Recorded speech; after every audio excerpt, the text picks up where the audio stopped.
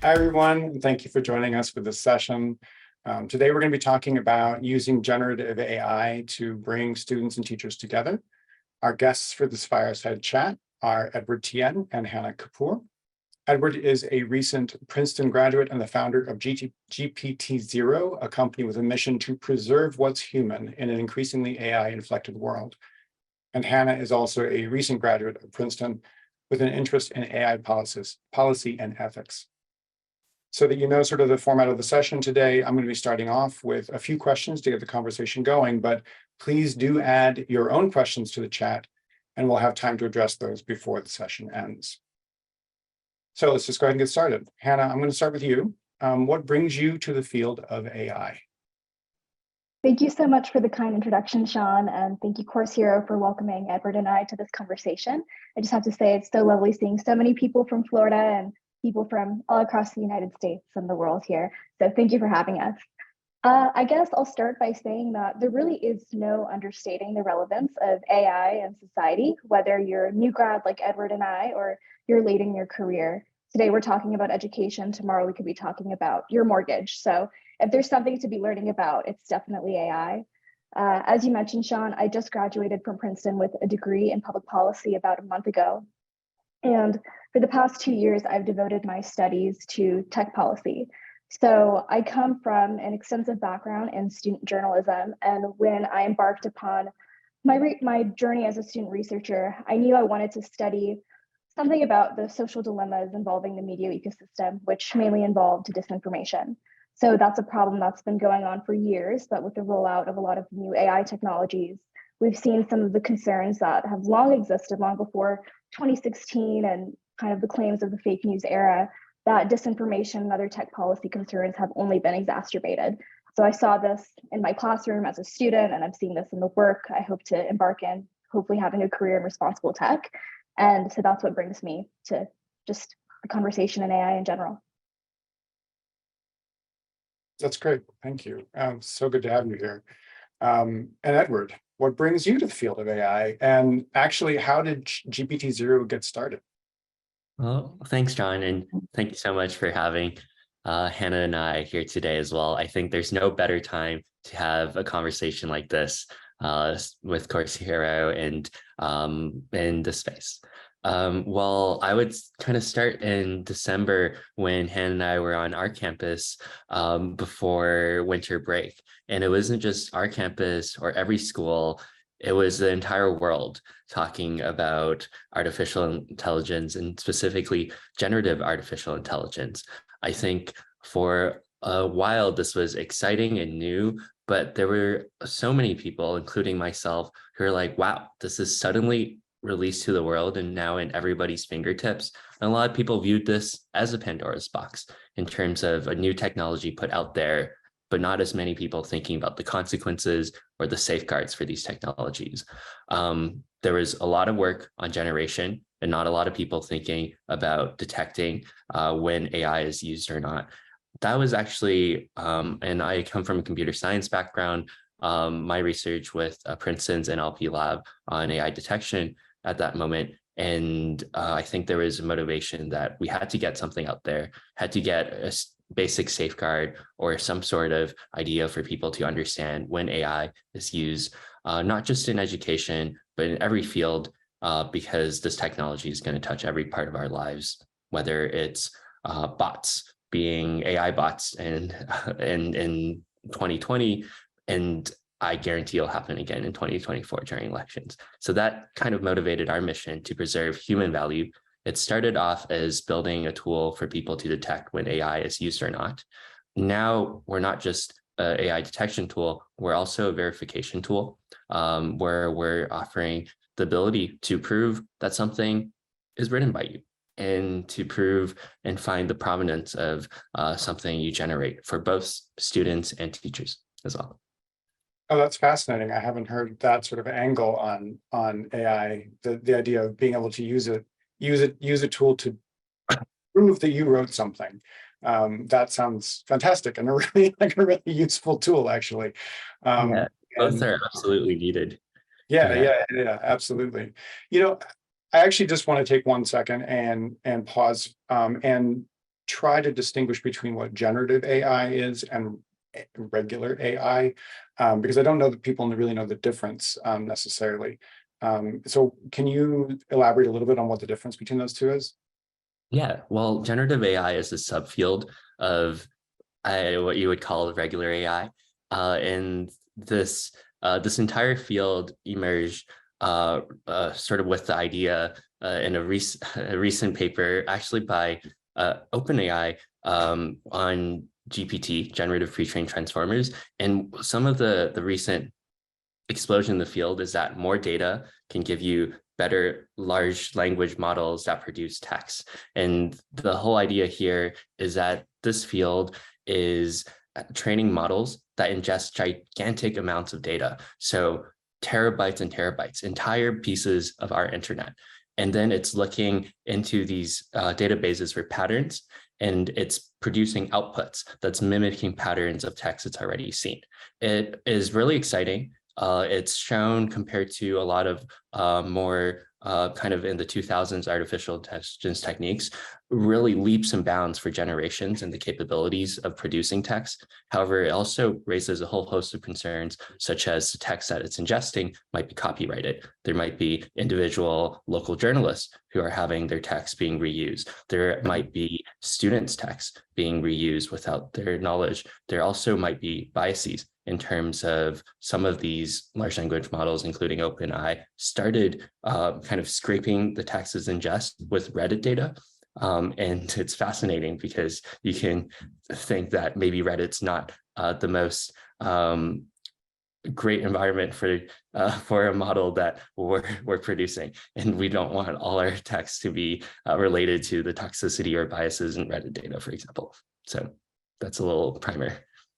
That's great. And actually, Hannah, that I think bridges into the idea of ethics and with regards to AI and kind of, I know that when ChatGPT first sort of hit, there was all kinds of talk about, oh no, this means students can cheat, et cetera, but there was not a lot of talk yet about the kind of bias that was implicit in ChatGPT. And I know that they did do a lot of work trying to eliminate a lot of that bias, but it's inevitable to a certain extent. Can you address a little bit that idea that the bias is in there, and how do we sort of face that when we're dealing with these technologies? I think the concern of bias is definitely there. It's very legitimate. And, there's been a lot of public scrutiny calling on these LLMs to kind of address what's going into their models. And that's ongoing. Hopefully that's something that is resolved in the future. It's something that a lot of technologists are actively working to address. But I think in the context of the classroom, what is important for students and teachers to recognize is that if we do embrace these models in learning, there is a greater call for media literacy for students to understand that what you get out of an LLM is not necessarily true. And media literacy has been an ongoing, I think, struggle in just education, but just worldwide, about how do you really equip students with the tools and the motivation to not take whatever they read at face value. We've seen this in the news media, and it's definitely true for what's going on in the classroom. Yeah, great. Thank you. I appreciate that. And I think that it's really, I like the idea of media. I like the point you make about media literacy. We need to be not just understanding how to use the tool, but also understand how to process what we're being told by the tool, how we're thinking about what information we're getting. So just another question. Before the event, we actually asked teachers what questions they have about AI, and there are a ton of questions coming in on the chat right now. So we're not going to be able to address everything, but almost all of the teachers we asked before the event echoed kind of the same concerns that students will use AI consciously or unconsciously in the wrong ways. That there's a fear they'll use AI to cheat, of course, but there's also a concern that students won't engage in reading or other critical thinking because it can do it for them. How would you, and that kind of gets to that media literacy idea too, but how would you respond to these concerns? And let's actually start with Edward, and then I'll go to Hannah. Totally. Well, I think this was immediately what everybody was thinking about in kind of the start of the school year when ChatGPT was released in the world. Wow, okay, like you don't need to write your English essay. No one's going to do it. Wow. I would say kind of that was the initial thinking, and that's shifted a lot in terms of everyone at GPTZero and everyone we're talking to and the teachers we're talking to.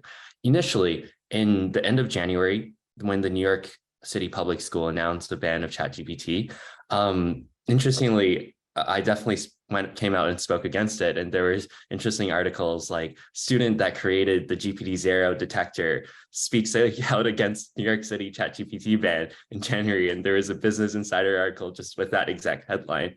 And I would say that was that was more the consensus now. It was maybe less the consensus in January, and people were like, okay, wow, this is going to be a tool that's a shortcut.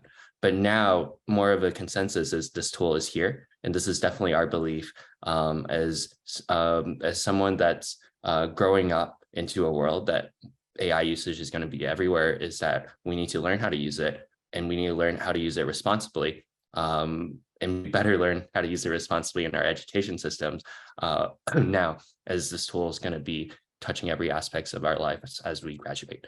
I would say that in terms of our mission of bringing responsible usage, it's always been our mission. And what's shifted is that detection is now only half of it. The other side is, how do you empower a student to verify the text they wrote is human, or verify when a piece of text was AI? How do you enable that transparency? And how do you teach people that transparency will win? It'll win at the start, it'll continue to. And that's almost an important lesson for us in an education space to show, because maybe that's not always the message in terms of the machine learning companies are building their models, but we need to start pretty early on. And the one last piece I would add there, Sean, about the media literacy side, and Hannah's really great points of, okay, now this is like, there's so many problems that people need to know about in terms of AI produced text that we're consuming. Our solution right now is actually a Chrome extension we built out. If you go to the Chrome store and search out GPTZero, we have a Chrome extension. And interestingly, it's not just teachers have used it. Some students have used it, and some teachers have given it to students in a classroom for everybody to download and try it out. And the idea here is, as you browse text, sure, we're trying to flag whether a piece of text was AI or not, but what do you do when a text is AI? Well, we want to teach you something, such as maybe this AI text is hallucinating, maybe the ideas, maybe this AI text is biased, maybe these citations are incorrect, and the problems with AI technologies, and sort of get a lesson there of how to understand when AI is being used, and that empowers the student to think responsibly of when they use it. Hannah, do you have any response to that idea that the primary concern is around sort of cheating, lack of critical thinking, and whatever? Yeah, I think absolutely. I completely agree with Edward on his point that establishing a culture of fear surrounding these LLMs isn't necessarily the right way to go, because I'm seeing it in the comments. AI, it's not just about what's happening in the classroom. It's going to be changing the workforce. It's going to be making the difference between what makes a student employable or not employable. So we definitely don't want to shun these tools. I think that in terms of addressing the concerns of teachers, when I approach this, I kind of think of it in two parts. There's a fear of cheating, so a fear of a lack of accountability amongst students. And then there's a fear of lack of engagement. So the concerns around cheating are very real. We're already seeing it in the classroom, but lucky for us, we have, brilliant people and initiatives like GPTZero that are trying to give tools to educators that they can bring accountability. In preparation for this call, I was having a conversation with Jill Dolan, who's the dean of the college at Princeton, and she was telling me that, Princeton's already having a lot of cases. So whenever there's a case of cheating at Princeton, it's not handled by the professor, it goes before a committee. And they don't really know how to handle any allegations, or they're rather uncertain about how to handle allegations involving AI. So there's really a lot of confusion about how do you adjudicate this, because at this stage, it's very arbitrary. So one note I would like to make on this notion of fear is that there's not only concern amongst teachers that students will be cheating, there's also concern amongst students that they're going to be wrongfully accused with arbitrary evidence, because we're at such an early stage where we don't really know what comes, what comes from what. And when it comes to this realm, I think I am pretty optimistic because, as I mentioned a moment ago, there are tools that are being rapidly developed. We have people like Ed who are working very hard to deliver these tools to educators. Then I think the sphere of lack of engagement and critical thinking is another conversation. And I think it's something that should be approached separately. So plagiarism is one thing. It's something that people will try to adjudicate. But then there's the question of, well, what do I do if I, upload all of my readings into ChatGPT and tell them to give me a 500-word summary or a 100-word summary, right? I'm not really engaging. That's not necessarily cheating on an exam, but that's going to reflect on how the quality of the education that I receive. And so when I think of that question, I think of, what does it mean to really motivate a student in the classroom environment? And perhaps this is cynical of me, but I would say that there has been a decline of academic integrity for years to come across the classroom, not only in higher ed and K through 12. I think it was exacerbated during the pandemic. And there's been a call for a reckoning for a long time, I think, about what it really means to engage students in the classroom. And I don't know if this lack of engagement comes from this, pressure cooker school environment and this obsessment with achievement. But these are questions, this question of engagement has really been a long time coming. And I think the rollout of AI is really going to inspire teachers to really think what it means to motivate students, then I think we should embrace that as a positive call to action. Because, if anything, it really highlights problems that have been around for a while. And I can't think of a better time to reimagine pedagogy in this context. Reimagining pedagogy. That is a big call. Like that really is. I am a teacher. I've been a teacher for 22 years, working in education in various ways for about 22 years. And my focus has always been on digital pedagogy and kind of where we stand with regards to what does digital do, what does in-person do, what are humans in this equation, and how do we keep the human in mind with all of this. And one of the questions that actually just came up in the Q&A, actually, not just in the chat, and for folks in the chat, like, amazing conversation going on, just unbelievable conversation going on, and please keep it up, because you all can inform each other just as much as we can inform you about any of this. So I really appreciate everyone having that robust conversation there. But one of the questions that came up was actually a concern that someone was in the wrong session, because they were wondering about ways you would explain how you would teach students how to use AI in ways that don't lead to plagiarism. And from I believe, correct me if I'm wrong, but I believe you both have been students, but not teachers. So if that's that from a student perspective, then what would work for you in terms of how AI could be explained to you? And I know that you have much more context than the average student around AI, but how it would be used, how you see it being used in the classroom that would lead away from plagiarism toward critical thinking. If you can sort of begin to talk about that a little bit, that'd be great. Yeah, 100%. Well, I would say in terms of this using AI to lead to critical thinking and this reimagining pedagogy, really ambitious, exciting term that Hannah brought up, I would say two things. I mean, in terms of reimagining our pedagogy in the world of AI, I would say there's two models. There's the turn-in model, which hasn't worked very well in terms of an AI context, because AI is not plagiarism. What does it mean to plagiarize with a generative model? I don't think students know. I don't think teachers know. I don't think school boards know. And I don't think our dean at Princeton knows either. And not yet, at least. I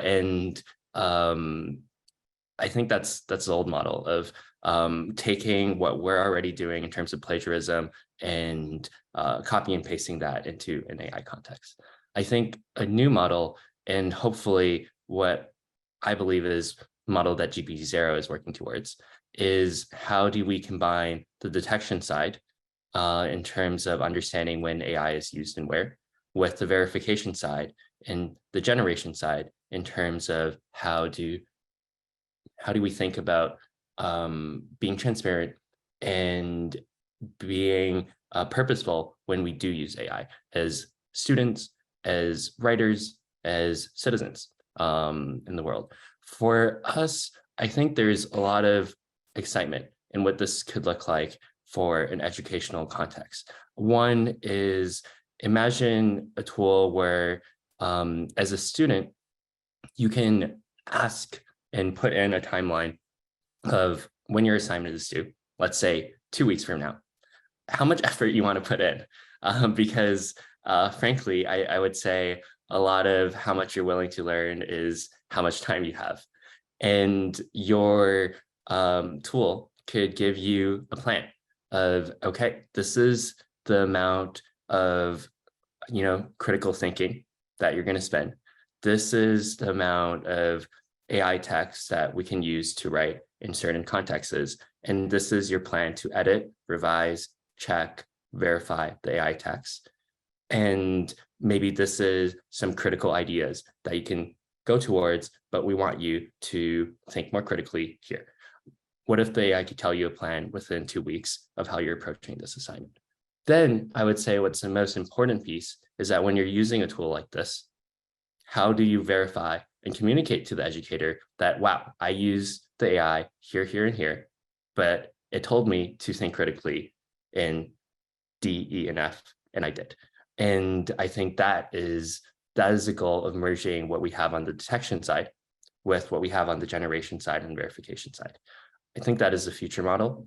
That is at least what we're building towards in terms of if you use the Chrome extension I mentioned on Google Docs already, there's already this report that summarizes and gives a student the ability to put in a report of, I use AI here, and this is the part that's human, and tell that and communicate that to a teacher, which I think, here's an example of an old model that didn't work. I was talking to a teacher who was actually an English teacher, and they said in their recent exams, they asked students to handwrite everything. And it was just because they were worried about AI usage. That was it. And I would say that's, wow, that's like, we could do so much more and we could do so much better in terms of the technology we have. And I did share the Chrome extension because I was like, okay, wow, you could tell your students to prove that you wrote everything by using a new tool instead of handwriting everything. Instead, you can be like human printing it and verifying and showing it too. And that was exciting. But that's only the first step. The kind of the future here is, how does AI empower you in terms of what you can do with it and what you really shouldn't be doing with it, and giving you a plan, and most importantly, being transparent and communicating that to the end user. So it really is a revision of the way we think about making assignments, especially written assignments. And I've also seen the comments and people's, and I've also talked to teachers who have gone to handwriting or who've gone to oral exams, or and actually the student from Columbia University, Owen Terry, who wrote a piece in the Chronicle of Higher Education about how students are using ChatGPT. He also said going to AI-proof assignments like oral exams in class writing. But I actually like the last thing that he said, and I think that is a new style of schoolwork better suited to the world of artificial intelligence, because this isn't just going away. And it's a similar problem as when students started using phones in classrooms or laptops in classrooms, and you have teachers reacting to that and saying, no, you can't use those in here. And then there were accessibility issues and they started getting used. And it was, but the first time I was teaching and I encountered a student in my classroom with a laptop open, of course, as a teacher, I was like, he's not paying attention to me. Clearly he's on his laptop. And it was difficult personally, right? Because it's a personal thing, teaching. And so I was standing there thinking, well, how do I get this person's attention? So what I did instead was say, hey, could you look up for me on the internet this thing? Because you're clearly on the internet, you're using it, let's bring it into class. So that's the way that I've always approached technology when I've been teaching. And when I look at AI and I look at ChatGPT, I think about how can I bring it into my teaching, into the way that that we work in the classroom, as opposed to just shutting it out or going back to the way teaching and learning happened in the 1800s, because that also is not right. That we have to move with the world, I think. And so I feel like what you're getting at is, and what I hear you saying your tool does, is actually helps enable conversations between teachers and students about the use of AI in their assignments and in teaching and learning, versus what we see in so many situations where it's like, can I just catch students doing it? This is more of a sort of conversation builder between teachers and students, which I feel like is very, very valuable. So I'm looking at more questions. There's questions like just everywhere. One of the things that one question that came up was, let's see here, how to inform teachers and students when AI is changing so quickly. It's as though we start to learn it, we try to teach it in class, and then all of a sudden it's changed. There's new tools. Students discover these before teachers discover these, that sort of thing. How is the best way for teachers to stay caught up on this kind of thing? What is sort of the attitude that needs to be in place, I think, for us to be absorbing that knowledge and being aware of how things are changing? There was, for example, there were a couple of questions about what LLMs are. So even when you were talking about LLMs, like what is that? And then when we're talking about hallucinations, what are hallucinations? So there's a lot of talk that happens in the tech side of this that doesn't happen in the classroom. So I'm just curious if you have any insight into sort of how teachers can stay current. I think it's definitely a challenge, and it really is. I think it is a shame, especially in this day and age. There already is so much responsibility on educators, and I think this is one more thing that's being added to their plate. And I think that's something I am very sympathetic towards. And I think, at this early stage, the only thing I can think of is really just staying away from that culture of fear, because there definitely is going to be a learning curve. There's one for students, and I think there is one for educators. And my hope is, as the conversation continues, there's going to be more resources for educators to stay up to date. But I think, if there's one thing that I would like to express, like from my perspective as a student, the one thing I don't want to see is a culture of fear. I want to be able to have a conversation with my professor, telling them, hey, like, look at this new feature I realized I could do with ChatGPT, and just be open about it. And I think just having that trust between student and teachers is really the first step. Yeah, 100%. I would echo what Hannah was saying. In terms of resources, we're compiling our own resources while talking to teachers. I'll link it into our GPTZero/educators page. In terms of, we're trying to build a community as well on a Facebook group, although, Facebook, but in terms of teachers that have started sharing resources as early as January with each other on how do you think about ChatGPT and AI usage. At some point, I don't know, Sean, it's possible, I'd be happy to in my email connect to any teachers personally as well that's in this group chat about this space and answer some of those questions.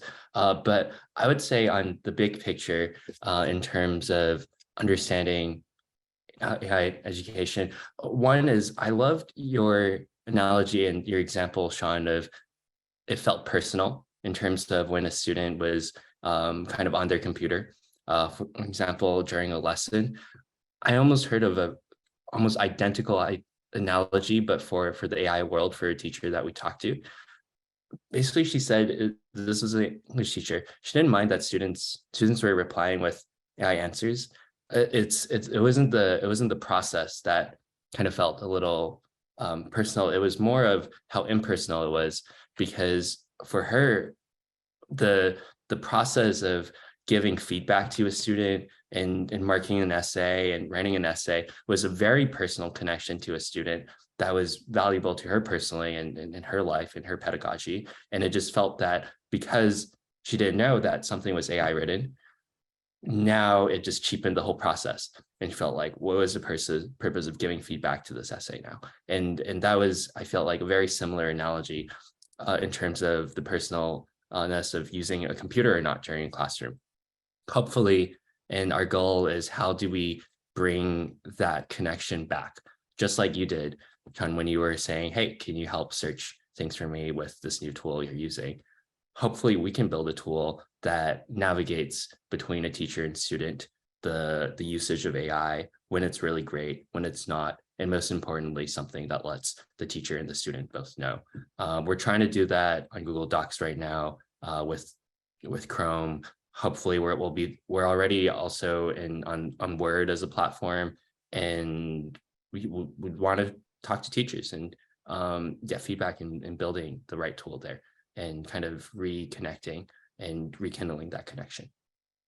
That's great. And I mean, I'm glad to hear that, in terms of just when an ed tech company is listening to educators, it's incredibly important. I do want to, there's a really interesting question, actually, and I haven't thought about this before. And I think this is from Simon Rodan, who's in the session. And he says that AI has raised the bar for graduates. Unless you can outperform AI, it's unclear you'll be employable. This is a fascinating question. Given that, how should we be using AI in teaching? If students are using it to generate answers, are they learning enough to outperform AI?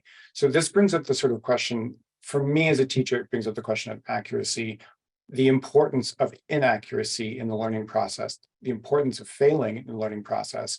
But I'm really curious, how do we make sure that Simon's question, how do we work to make sure they can learn enough to outperform AI? Which is just a fascinating sci-fi novel in the works, but I'm just really interested in this question. So any thoughts about that?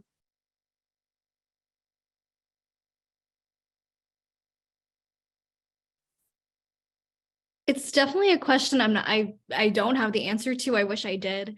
But, it is something that I've noticed. I'm in the stage of looking for, my first full-time job. And something I'm seeing on job applications is you have to check off whether or not you use ChatGPT on your application.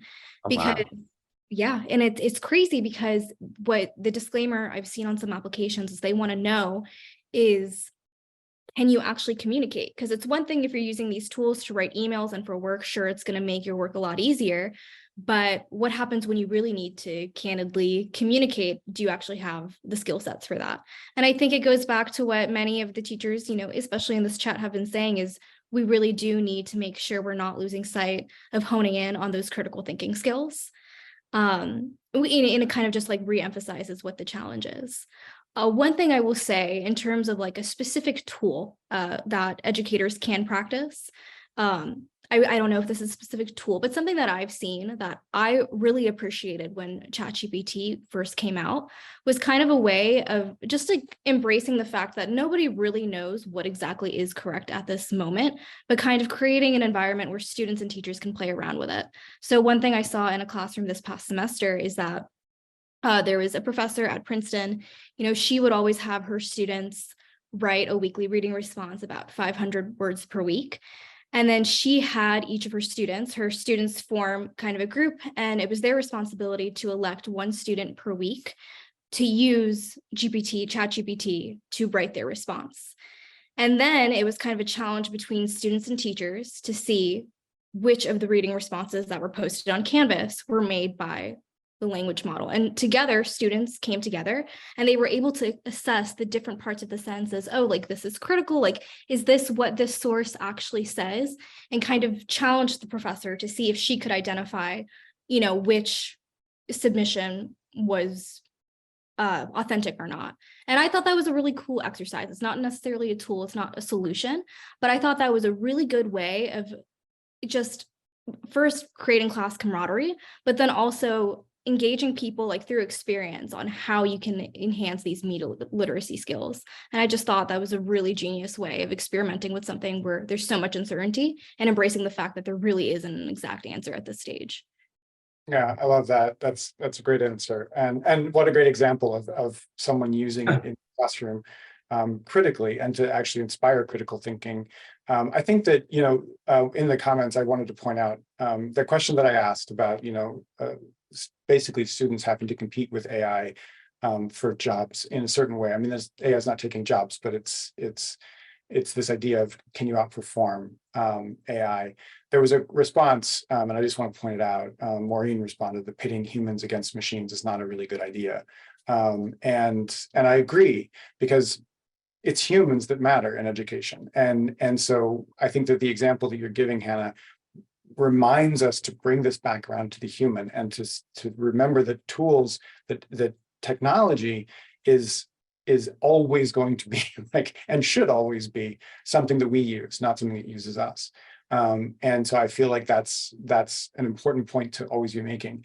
And there's been some concern about sort of the about us talking too theoretically in this case. And I do want to just point out that part of what we need to grapple with as teachers is the theory side of this. And part of what we need to grapple with is that we need to understand what's happening, and then we need to be able to take a stance on that and understand what our position is going to be, and assignments and policies and the way that we work and the way that we teach rolls out from that.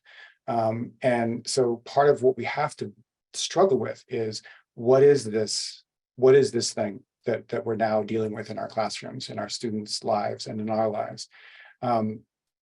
Yeah. I think that there was another question I wanted to ask, and we're getting really close to time, and there are just so many questions. It would be impossible to get all these done. But there was another question I wanted to ask, if I can find it. Do you have it in the meantime? Any comment? In the meantime, the one thing I would add there, John, is it's also our job and our responsibility to create a world that values these skills, that values critical thinking, that values all of these important skills we're trying to teach, that Hannah mentioned and Sean, you mentioned. I'll give you an example in terms of journalism. So Hannah and I both studied journalism at Princeton. And there's a lot of thoughts of, okay, and journalists that I've talked to, and whether it's previously with the BBC and New York Times and every other reporter, are we going to enter a world where AI is going to take our jobs and journalism doesn't matter?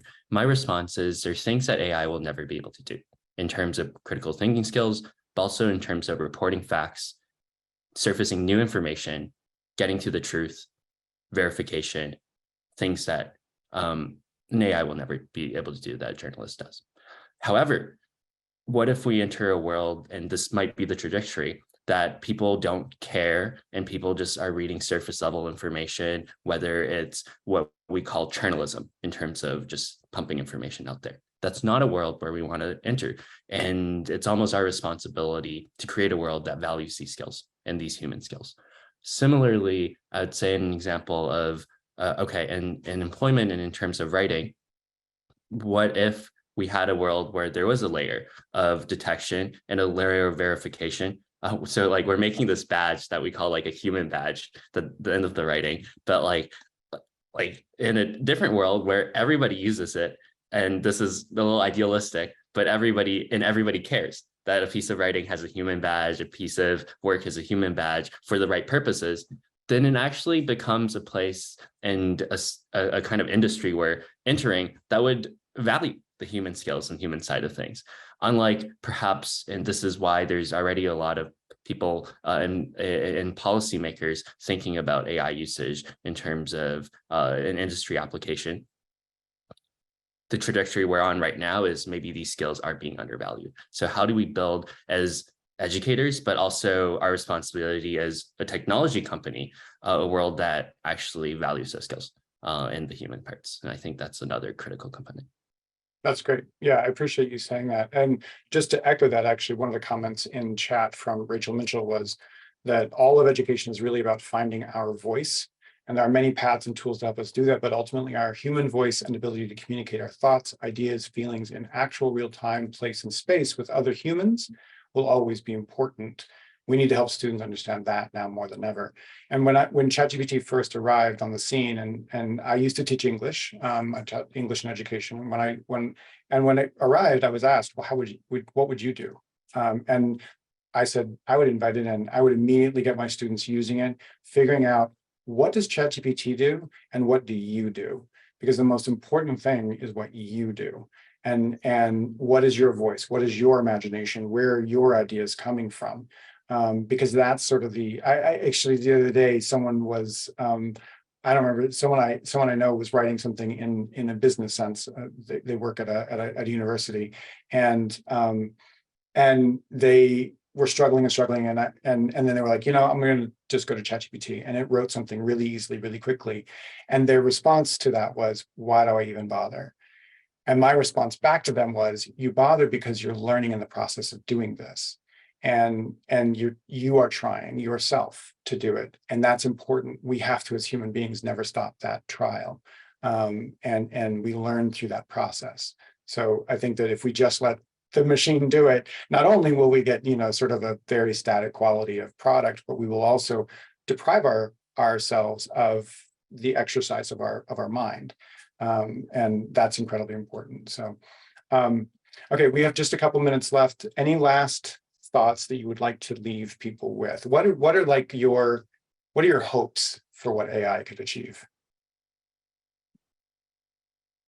In a few words, I would say my hopes for AI is we embrace it, but we know wherever it's being used, whether it's industry, whether it's education, whether it's enterprise, I think the use cases are different, but what remains consistent is no one wants to be deceived. No one wants a piece of information they're reading to be misconstrued, and everyone does deserve the truth, whether it's something on a detection layer or the verification side. And we really have to maintain that synergy and build for that as we go forward into this one. And closing very quickly, I'll just say that I think it is so important to protect what's human. But when I also think what inspires me most about education and what has been true for decades on end is kind of its ability to change people's lives, especially when it becomes more accessible. I think the example of Khan Academy is one to inspire generations to come because it leveraged, this new innovation, the internet, to educate people across the globe. And I think AI can have similar potential, whether it's individualized tutoring or whatever it may be that we don't know of yet. I think there's so much potential once we kind of overcome these obstacles to really change lives of people by making education more accessible. That's fantastic. Yeah. I mean, the dream of making education accessible is alive and well and necessary, especially given some of the most recent Supreme Court rulings. So very, very, very important. That's great. I thank you both so much for this conversation. It's been fantastic. We could go on for hours. I know there's so much to talk about, and I hope definitely that I get to catch up with both of you again another time, for sure. So for everyone out there who's been on here, thank you so much for joining the conversation. And for those of you who can stick around for more today, please head back to the event agenda and check out what else is coming up. We've got two other pieces coming up on AI. I will drop a link in the chat real quick, just so you know where that agenda is. And one thing for those of you who are interested in AI specifically, please do make a note of the meetup at the end of the day that's on developing new AI tools for higher ed. This session will give you the chance to speak with engineers and researchers here at CourseHero about the development of AI tools for students and teachers. So I'm looking forward to that conversation as well. So thank you again, Edward and Hannah. This was just fantastic. Thanks, John. And looking forward to more conversations with you and anybody here. Absolutely. Fantastic. Thank you. Everyone.